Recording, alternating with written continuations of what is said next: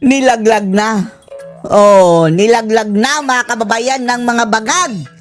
Itong si Ramil Madriaga. Dahil parang kinumpirma na rin mga kababayan ni John Vic Rimulya na sinungaling si Madriaga. Dahil dito mismo sa kanyang press conference mga kababayan, tinanong siya, na totoo bang binisita ni VP Sara ito si Madriaga? Walang choice si John Vic Rimulya mga kababayan kundi mapaamin na hindi ito totoo. Bagamat nagpunta doon si Sara, ay hindi si Madriaga ang kinausap niya, kundi si Arnie Teves mga kababayan. Di ba kung inyong matatandaan mga kababayan? Ang sabi ni VP Sara dati na ang ginagawa nila ngayon kay VP Inday mga kababayan na idadawit siya bilang terorista. Nung sinabi niya mga kababayan na kung magugurgur siya, gugurgurin din niya ang tatlong impacto sa bansang ito. Si Tambaloslos, si Bangag at si Lisa Araneta. Di ba sabi ni VP Sara mga kababayan na kung ano yung ginawa nila kay Arnie Teves, yan din ang gagawin nila sa kanya. Itatag din siya mga kababayan as terorista. Kaya binisita ni Sara mga kababayan at kumuha ng mga input si Sara kung ano-ano ang mga ginawa nila kay Arnie Teves mga kababayan. Para kanya itong mapaghandaan. O ngayon mga kababayan, no choice ito sina John Vic Rimulya kundi mapaamin mga kababayan na si Teves ang pinuntahan at hindi si Madriaga. Panoorin niyo po ha.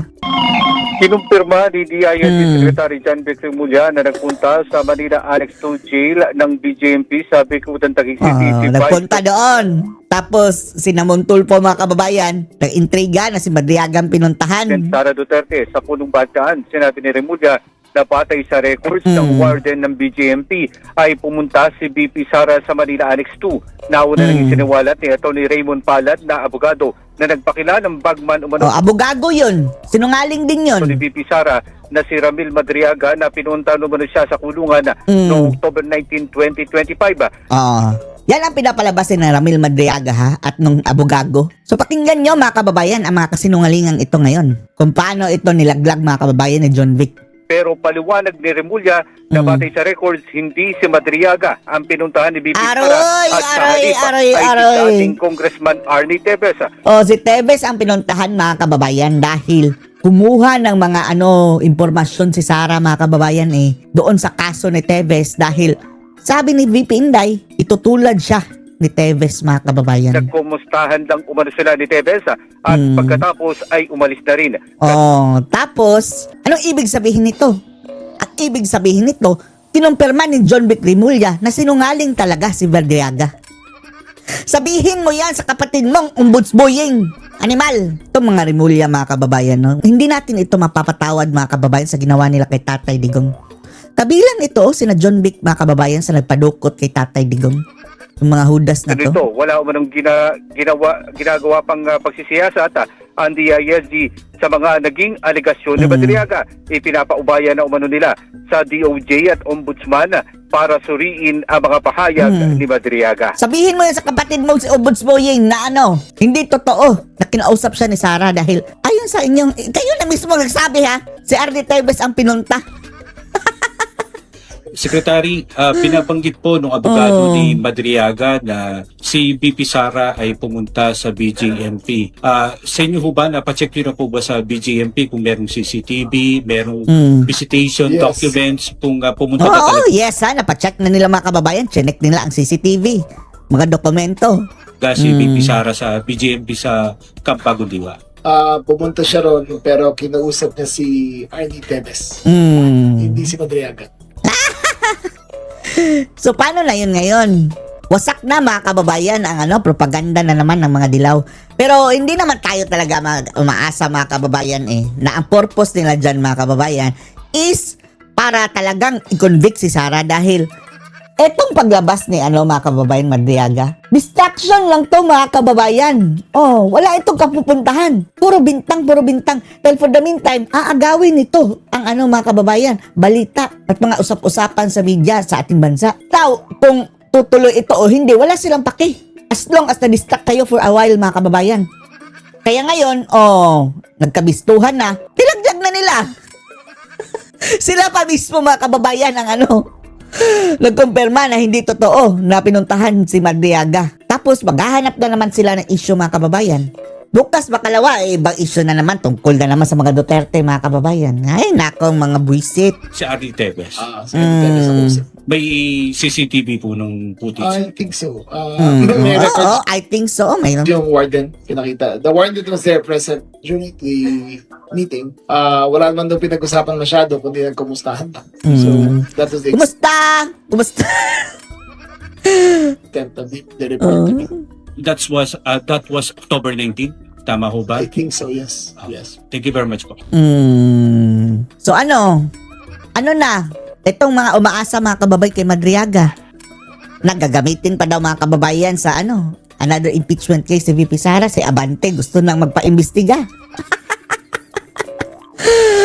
Silang Akop ang nagplano nun mga kababayan. Ayun, kinuha na ni Satanas si Akop. Paano mga investigasyon ninyo niyan, Abante? Pasensya na kayo, I have to ask this, ano? So, ang inyo pong nanay ay wala po dyan sa listahan o nandun sa listahan? Ito mga kababayan, isa pa to. Grabe mga kababayan, di ba mayroong listahan si Leandro Liviste ng mga tao, mga proponents, mga kababayan, hindi lang daw mga politician na nagpapa-insert mga kababayan ng mga budget insertion. Sandamakbak mga kababayan ang nag-request kay Cabral. Ayun, kasama ang nanay niya sa listahan. Pati nanay niya mga kababayan, pero in fairness, halos lahat daw mga kababayan, halos lahat nagpa-insert. First time for you to ask this, and I can say, nandyan. Nandyan ang kanyang nanay mga kababayan. Tinanong ko siya at sinabi niya, hindi naman niya alam yung mga nakalista dyan. Hindi niya alam? So paano yan pala mga kababayan? Naglilista lang sila ng kung sino. Ilalagay sa pangalan mo? Ganyan ba? At sa mga senador actually, pinakamaliit ang sa kanya. Pero Kahit mga kababayan, kahit piso, hindi pala lampasin yan. Pero lilinawin lang natin mga kababayan ha. Hindi ibig sabihin na yan mga kababayan, corruption agad yan. Ginagamit lang yung insertion for corruption. Pero kung talagang malinis kang tao, hindi ka mangungurakot dito at walang problema dyan mga kababayan. Hindi pa kasi illegal yan eh. Yan ang gusto lang loophole mga kababayan dito. Kaso nga lang, ginagamit nila ang loophole na ito para makapangurakot. tinanong ko siya talaga at sabi niya hindi niya alam ang mga ito, pero kinukumpirma ko po na lahat Andun. ng titingnan ko ay nandyan sa listahan. Andun sa listahan. Po. Nabalitaan niyo po ba ito? Ano ang naging reaction po niyo, Congressman? Nalungkot Ito yung umpisa nito mga kababayan ng kanilang usapan. Right from the start. po ako, hindi dahil lamang ito ay isang individual na may pamilya. Unang-una, tinanong siya mga kababayan, anong reaksyon mo nung namatay si Cabral? Dahil bago namatay si Cabral mga kababayan ay parang may habilin pa siya kay Leandro mga kababayan Liviste.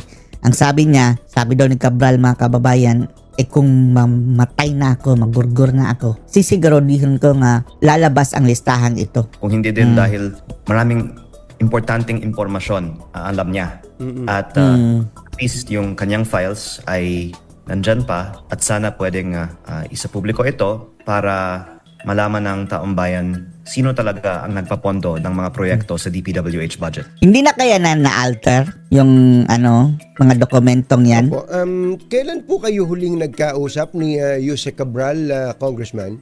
Actually, matagal na po dahil hindi na din siya pupunta sa mga hearings sa Kongreso.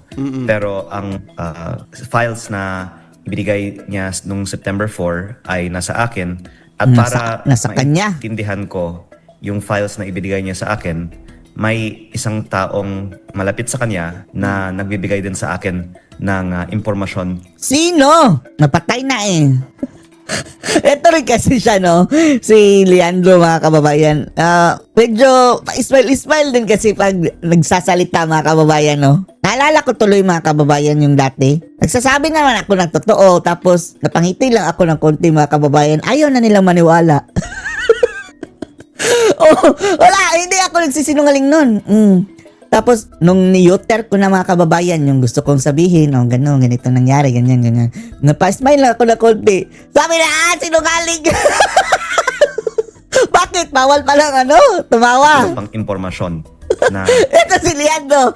Oh, kaya sinasabi ng mga ilan mga kababayan na mukhang kaduda-duda dahil pa-smile-smile daw mga kababayan. Pero hindi naman ibig sabihin na pa-smile ka, sinungaling ka na. Pwede namang meron ka lang iniisip na iba. sinabi niya, nais niyang ibahagi sa akin dahil I think si Yusek Cabral ay talagang willing na mag-cooperate sa mga Oh, see? investigasyon tungkol Oh, sa tingnan niyo, mga kababayan, flood control projects.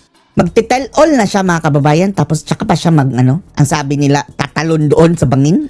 At for whatever reason, she was not happy with how the investigations were going. And if I may just say, Lutong Macau kasi nanghihinahingan ko na hindi siya ang ginawang state witness. Dahil ang ICI mismo ang nagsabi sa akin nung bumisita ako nung November 18, si Yusek Cabral ang may pinakamaraming alam tungkol sa mga proyekto sa DPWH.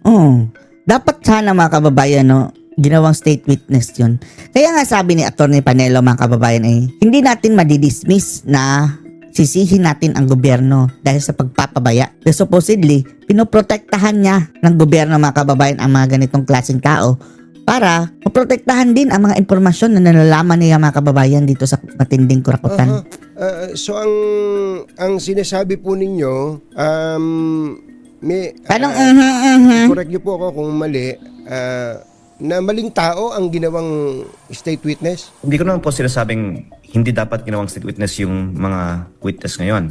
Pero I think it's opportunity na hindi din siya ginawang state witness dahil yung mga site inspection ay hindi magbibigay ng impormasyon tungkol sa sino ang nagpapondo ng mga proyekto. Yung files sa Office of Planning sa Central Office ng DPWH ang may ganitong impormasyon. Alam naman po natin lahat na hindi lang mga kontraktor ang dapat managot.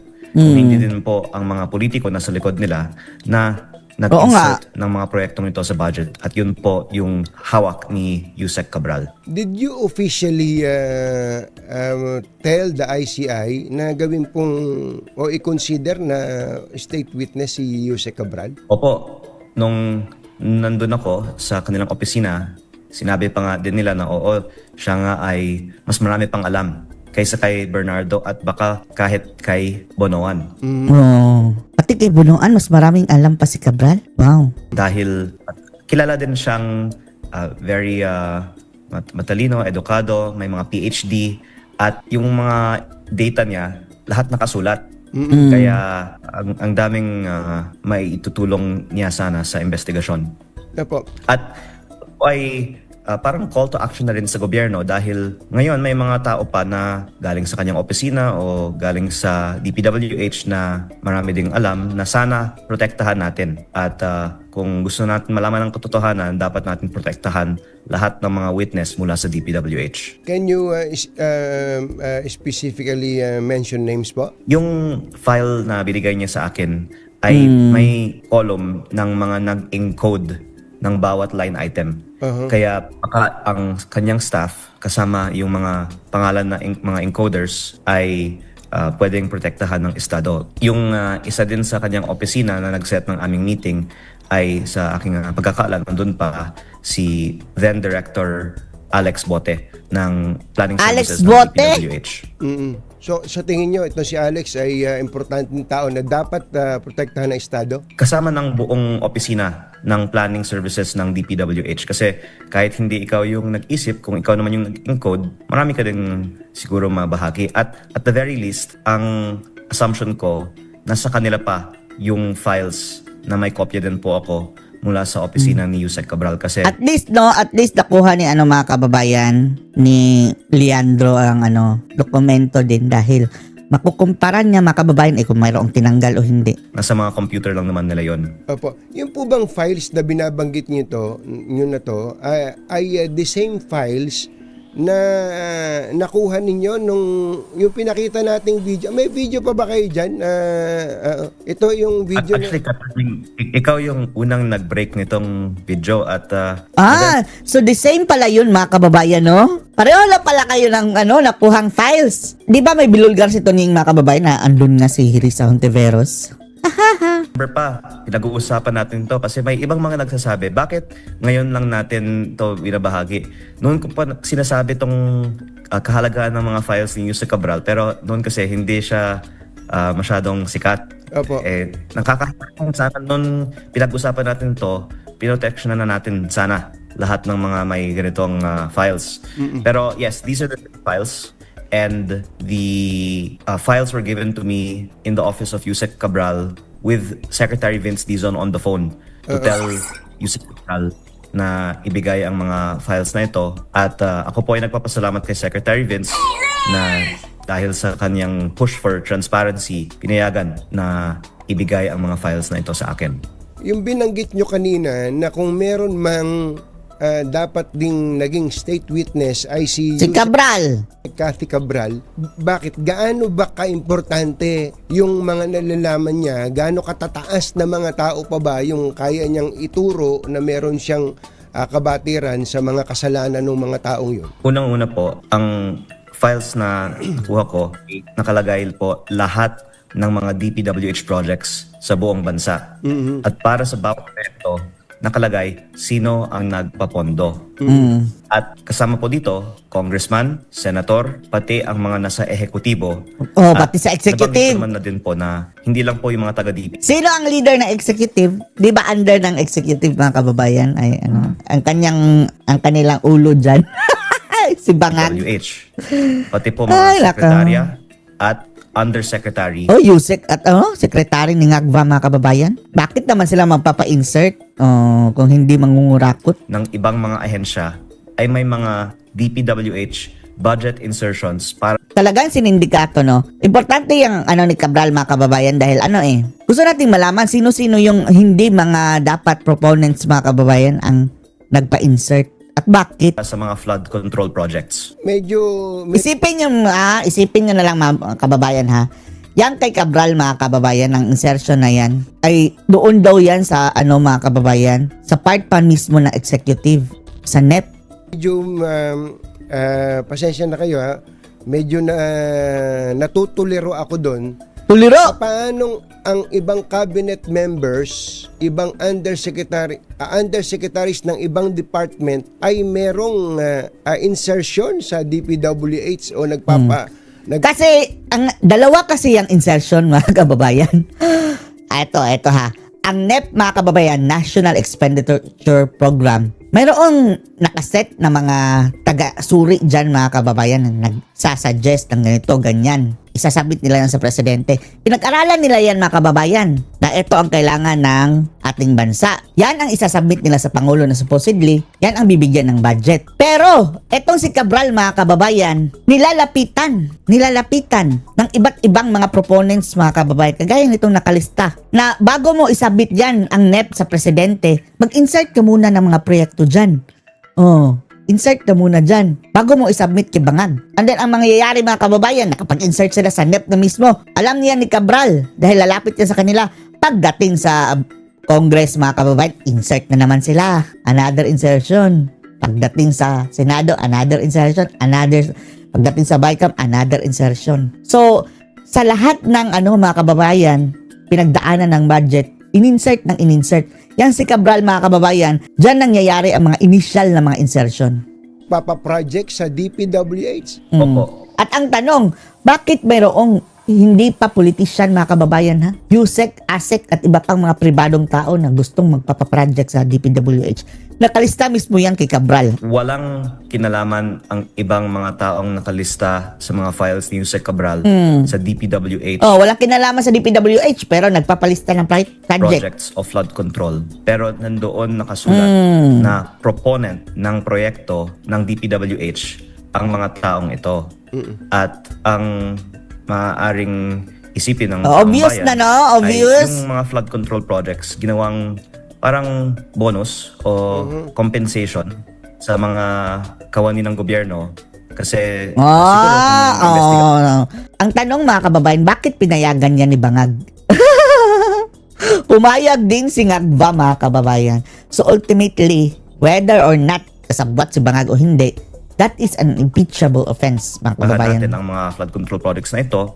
Meron mismo yung mga contractor na ngayon iniimbestigahan ng CI at ng ombudsman ang gumawa ng mga proyekto na ayon sa files ni Yusek Cabral 1 year before ay prinopose Oh, ng mga nagpropose na sa mataas kanya. na opisyal ng gobyerno. Niligawan na, mga kababayan, si Cabral. Hindi lang po dapat yung actor yung investigahan. Dapat i-track sa bawat isang proyekto sino ang nagpapondo at lalabas po doon sa files na kasama din po mga kawani ng gobyerno na walang kinalaman naman sa DPWH. Okay, so may bakit na- congressman, may secretary, pati sa ibang department, May Yusek din. undersecretary, pati sa ibang department.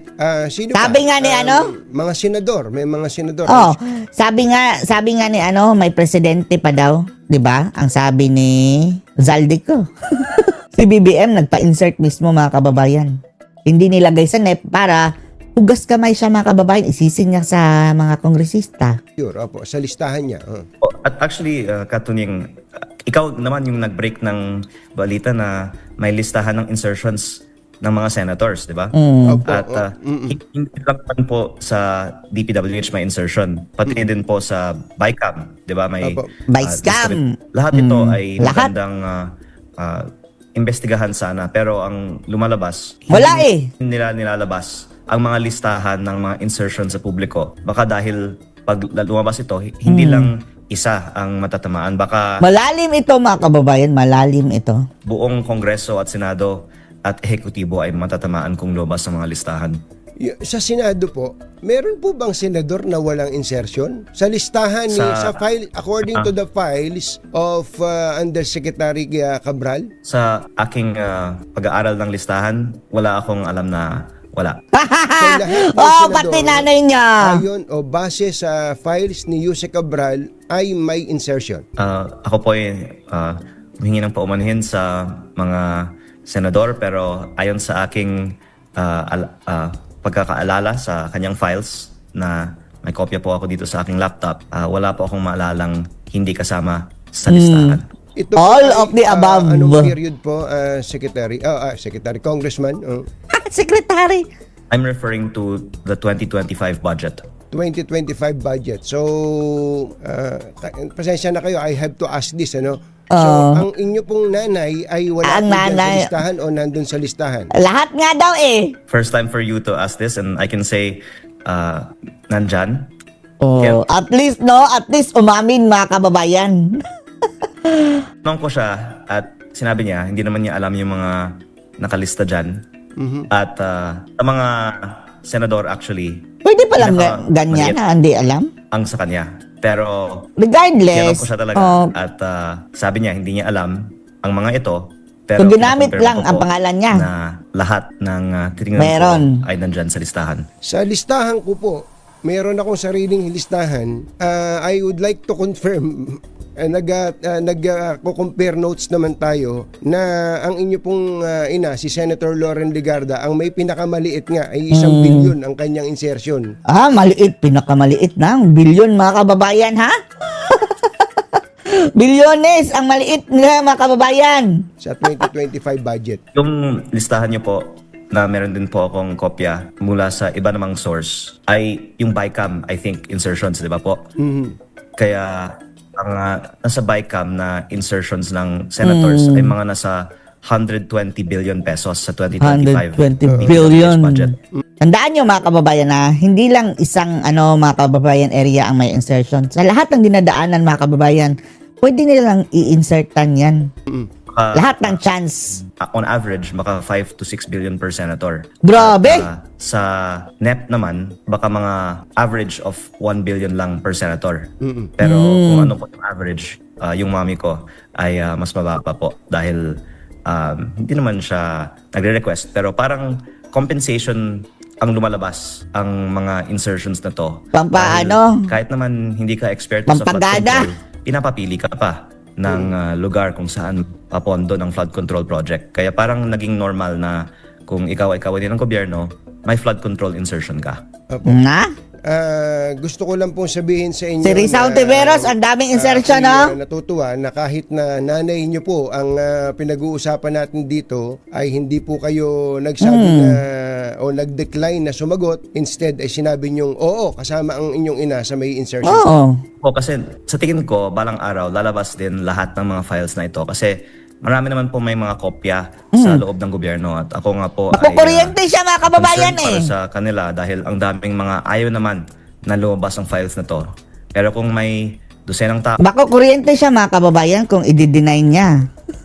Siya ang nagbulgar tapos ayun, kasama pala ang nanay tapos sasabihin niya na hindi. Pero may andun. kopya, hindi naman mapipigilan na balang araw lalabas po lahat ito. Opo, gaano po kadelikado at kaimportante on the other hand na lumabas po o isa publiko ang files na inyo pong tinutukoy? Well, I think kung tayo ay tapat na gusto natin ng comprehensive investigations sa flood Maganda na rin to mga kababayan kahit alam natin baka wala rin itong patutunguhan. Pero at least mga kababayan, nalaman ng taong bayan na ganito pala kalakaran nila. At hopefully mga kababayan, hindi na ito mauulit dahil kapag mauulit ito, posibleng kakalampagin mga kababayan din. Kakalampag na ang mga tao. Sana nga. projects, kailangan itong ilabas. At kung hindi ito nilalabas, ang implikasyon ay pinipili lang pala sino ang iniimbestigahan. Kaya napaka-importanteng ilabas ang mga files na ito. Oo. Para malaman kung sino din ang Pero gaano iimbestigahan. naman to kadelikado pag ang Gaano kadelikado? It cost her her life, si Cabral. pag-uusapan ay Ganyan na kadelikado. Kamatayan ang naging yung resulta. mga tao po na involved po nandun sa files. I think nakakagulat sa taong bayan na lumabas ang mga files na ito. At if you mean delikado para sa Para sa kanila, sa reputasyon nila. Sa kanila? Okay, Cabral. Kung Cabral, wala na, patay na. Ganyan kadelikado. Actually, I was thinking delikado para sa mga staff ng DPWH kasi maraming spekulasyon bakit pumanaw si dating Yusek Cabral at At ayun marami na palang namatay sa DPWH mga kababayan Mga district engineers o dedo na mga kababayan, mga contractors, dedo na din. ang Pinatay. consensus naman ay hindi naman siya pinatay. Pero Ewan lang baka natin. masasabi natin kahit hindi siya pinatay, maraming may gustong mamatay siya Oo. at makinabang kapag Oo. ang mga may impormasyon ay hindi na pwedeng tumistigo. At ako ay Yung nakunan siya ng video o dashcam o picture mga kababayan. Nalay ba natin kung siya ba talaga yun? O double lang niya mga kababayan. Tapos yung totoong Cabral pala, andun na sa baba, inagis. O di ba kaya, kung siya talaga yun, malay ba natin kung baka linango siya ng substance mga kababayan o mga chemical na pang disorient tapos pinaupo doon para mahulog lang mga kababayan intentionally. natatakot para sa safety ng mga staff sa planning services ng DPWH kasi No, yun to mga ayaw may naman alam. marami na Kumanta lumabas na ang kayo. mga files na ito. Pero para naman po sa mga proponent sa listahan, maraming mga careers ang maaapektuhan pag lumabas ito. At kaya din ako nanawagan na dapat ang DPWH ang maglabas nito officially kasi ayoko naman ako yung masisi pag may mga maapektuhan dito at baka pati ang health and safety nila ay makakompromise. Ayokong isipin po baka may mga tao na emotionally ma-affect pag lumabas ito. Congressman, yung po bang files na yan, paano nyo siya tinitingnan? Ito po ba ay katotohanan o baka naman may mga Ang mahirap dyan mga kababayan, dahil si Cabral ang may-ari niyan mga kababayan, paano mapatunayan na yan talagang original? Patay na si Cabral Nanotaryo ba yan? nakalagay dyan na hindi naman totoo, inilagay lang niya just for the sake of Just for fun. writing it down o baka naman meron din siyang intention O yan na, ang dahilan mga kababayan na namatay si Cabral para wala nang titistigo sa legitimacy ng dokumento. in the future na meron pong ilagay na tao dyan, pangalan, pero wala naman talagang kinalaman. Ang files na ito, naniniwala po ako ay totoo dahil ito naman ay internal at hindi naman inihanda para ibigay sa akin. Ang files ay para sa kanilang internal na gamit. At maraming mga notes tulad ng SMB. SMB! Ito Samahan ay, ng mga malalamig ang Pasko. Ang Valentine's pala yun, no?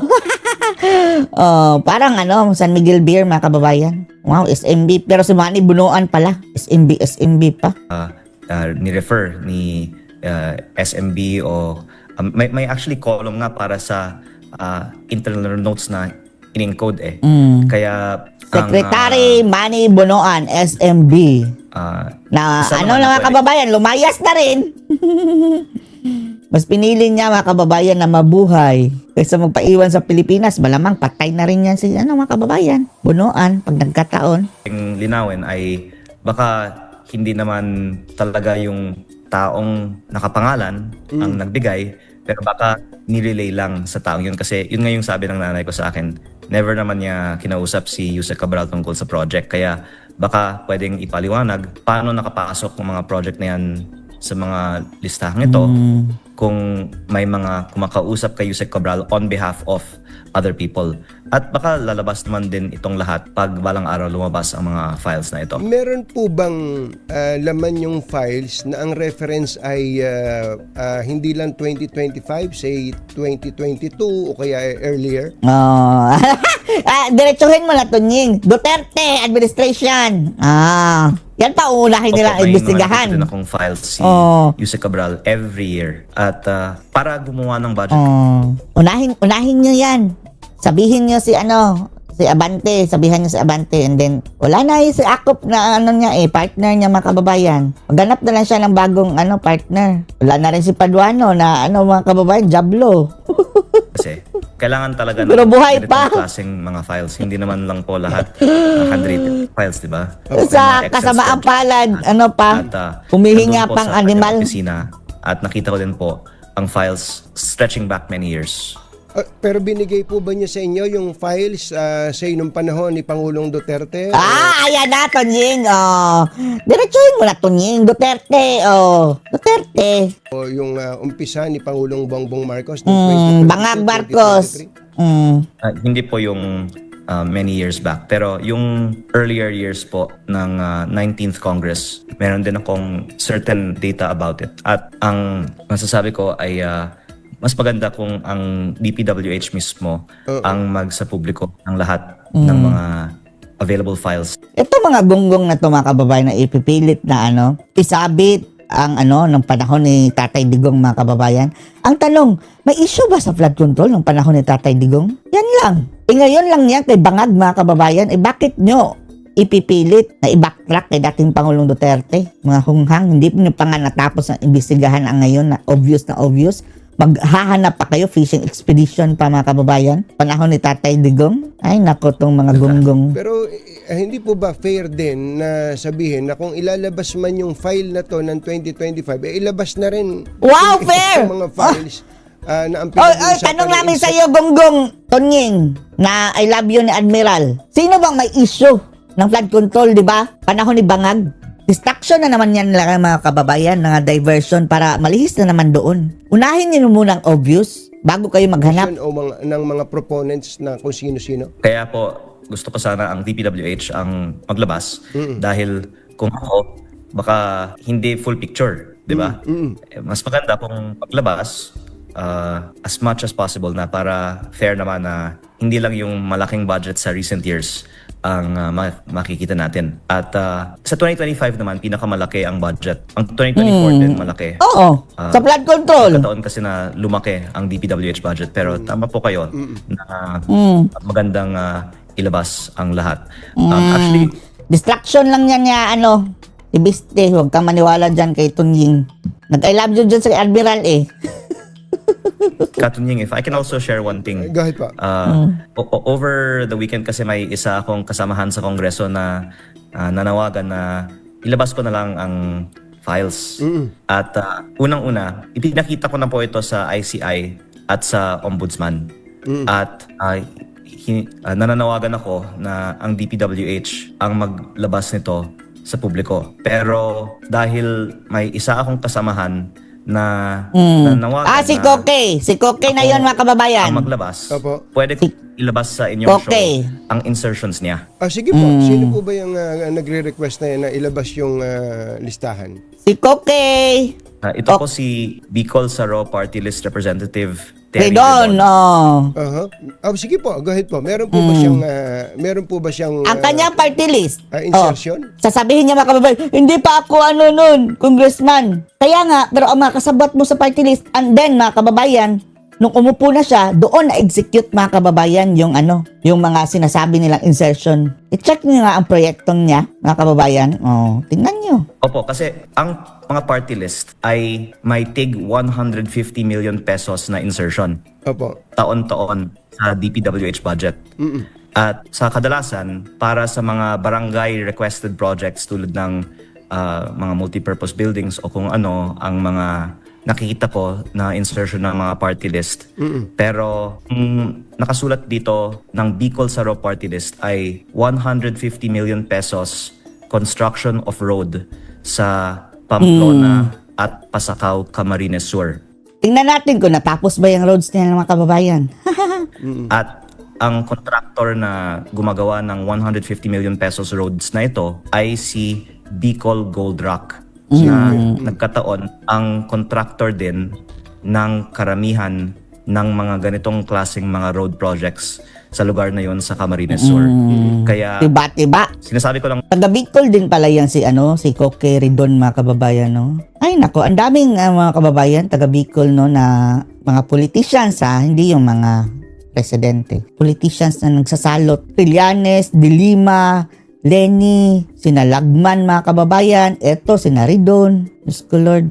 din po ito para Dante Maravillas. may sample si Congressman Redon ng listahan ito dahil ang punto ko ay bawat isa sa mga representante sa Kongreso ay may insertion na nakasulat po doon ang proponent at pwede ni Congressman Redon i-check ang files ng kanilang party list at maaari niyang i-confirma na ito nga ang insertion ng Bicol Saro party list. Isa lang pong project yan, Kong? Dalawa po na tig 75 million at parang 73 point something million yung winning price. Kaya parang wala pang 3% ang ibinaba ng mga proyektong ito at parehong kontraktor ang nanalo sa bidding.